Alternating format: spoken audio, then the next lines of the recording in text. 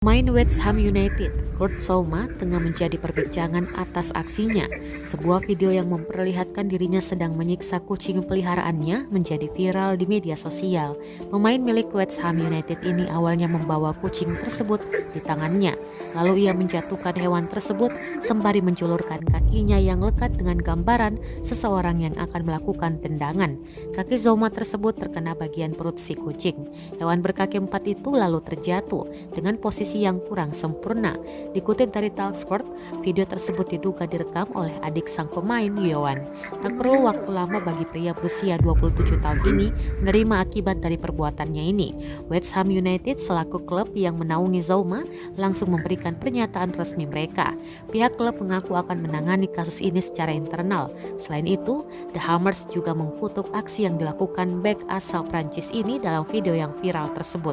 Dalam sebuah pernyataan yang dikirim ke Sky News, Zouma mengaku menyesal atas perbuatannya.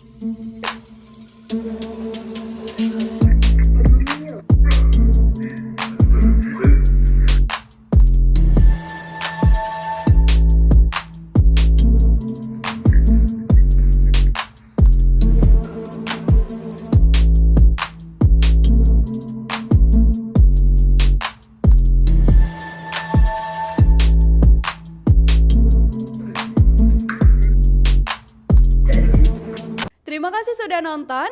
Jangan lupa like, subscribe, dan share ya.